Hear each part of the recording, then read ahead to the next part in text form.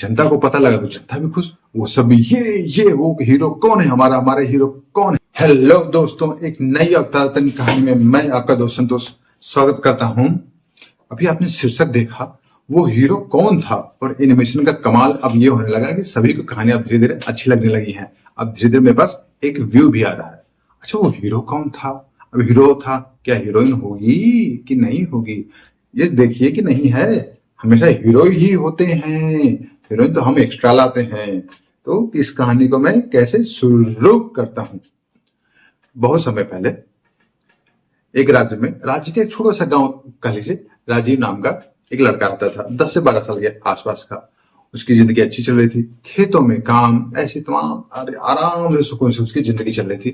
लेकिन फिर उसने सोचा, यार ऐसे रहेंगे तो कैसे काम चलेगा, ऐसे तो पड़े रहेंगे तो फिर तो कुछ काम ही नहीं होगा। फिर उसने चल शहर चलते, उसने पैक सारा सामान वगैरह पैक किया, शहर चला। शहर जब गया तो देखा सारे लोग ऐसे, कोई इधर भाग रहा है, कोई उधर भाग रहा है, कोई सारे सन्नाटे के सामने ऐसे डरे हुए हैं। यार मैं शहर के लोगों को बड़ा हिम्मत वाला समझता था, ये लोग इतना डरे क्यों है? किसी पूछ रहा है, सब कोई नहीं बोल रहा है, चुप चुप चुप चुप चुप चुप चुप बोल रहा है, बोला चुप लोग। उसने किसी तरह से करके कुछ लोगों से पूछा, बोला भाई बात क्या है, बताओ तो सही, बात क्या है। तभी से पूछा, अरे भाई बताओ तो सही, बात क्या है, क्यों इतने सारे लोग भागे जा रहे हैं?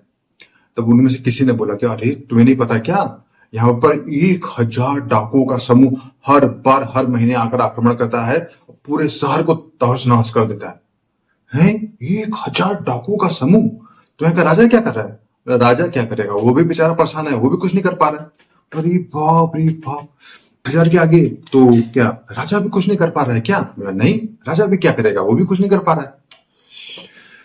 अरे यार, तब क्या किया जाए? सोचने लगा, सोचते सोचते उसको कुछ समझ में तो आ नहीं रहा है भाई क्या। फिर भी उसने बोला ठीक है, कोई चिंता नहीं, कैसे भी करके उसने सोचा कि इन डाकुओं से राज्य को मुक्ति तो दिला कर मानूंगा। चला, जो अंतिम वहां का जो चौकी थी उसके पास गया। वहां के जो बूढ़ा कमांडर था, उससे राजीव ने कुछ ऐसे बातें की। बोला बेटा तुम क्या कर लोगे, यहाँ तो हम 50 सैनिक हैं, वहां 1000 डाकू आते, क्या कर लेंगे? अच्छा हाँ, एक बात और, ये बीच में था, इसी बीच डाकुओं ने अनाउंसमेंट किया था कि वो अगली अमावस्या की रात को आएंगे, अब पूरे राज्य पे, राजा के महल वहल सब पे कब्जा कर लेंगे। हा हा हा, ऐसे ऐसे करते हुए अब डाकू, अभी सारे लोग तो डर गए थे। इधर राजीव तो पहुंचा चौकी के पास। बोला भाई कुछ तो उपाय करो। बोला क्या उपाय करें, हमारे पास कुछ उपाय नहीं है। राजू बोला आप चिंता मत करो, बस मेरी बात सुन लो, आप मेरी एक बात सुन लो, बाकी करना। बोला बोलो क्या बोलोगे बताओ। बोला देखो, आपके आसपास एक झील है, उस पर एक बहुत बड़ा बांध बना हुआ है। बोला हाँ बांध बना हुआ है। बोला ये गन्ने का खेत भी है। बोला हाँ गन्ने का खेत भी है। तो उसने कहा एक काम करो, इस गन्ने के खेत में आप पूरा बांध तोड़ दो, जिससे पूरा का पूरा पानी गन्ने के खेत में भर जाए। उसने बोला फिर उससे क्या होगा? बोला भरो तो सही। फिर जब वो पूरा उन्होंने तोड़ दिया, अब पूरा आकर भर गया। अब भर गया तो एकदम दलदली जमीन, पूरा पूरा दलदल हो गया। और उसने बोला, राजू ने कहा आप सब लोग इस गन्ने के खेत में जाकर छुप जाओ, अपने अपने हथियार लेकर चुपचाप छुप जाओ। अगले दिन डाकू उसी रास्ते से है, उनको तो फुल कॉन्फिडेंस था कि भाई 50 लोग हमारा क्या बिगाड़ पाएंगे। डाकू को कॉन्फिडेंस था, लीडर भी उसका कॉन्फिडेंस में था कि ये लोग कुछ नहीं कर पाएंगे। सबको दौड़ते आया, लेकिन वो दलदली जमीन और उसमें पूरे के पूरे घोड़े डाकू सब फंस गए।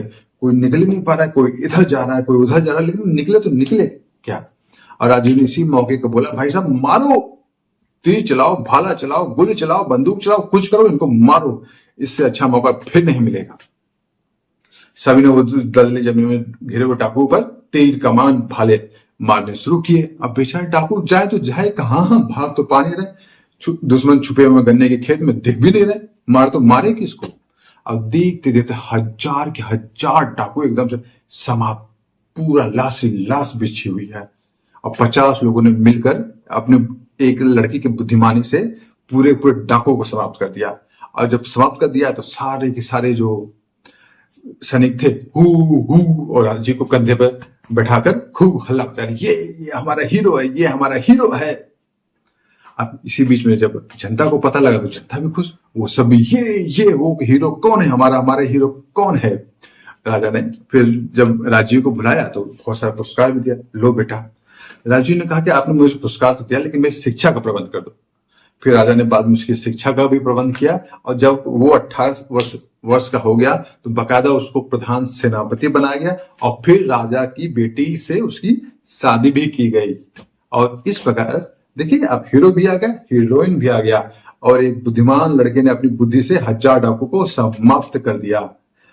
वो जय श्री राम, क्योंकि 22 जनवरी को श्री राम जी के मंदिर का उद्घाटन होने वाला है।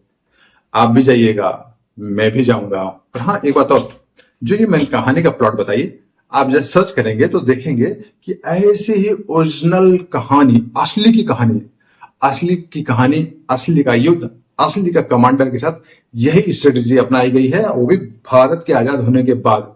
और ये किस युद्ध में है, कौन कमांडर था, अगर कोई कमेंट कर सकता है तो बताइएगा, और बोलिए जय श्री राम, 22 जनवरी को जाइए राम जी के पास।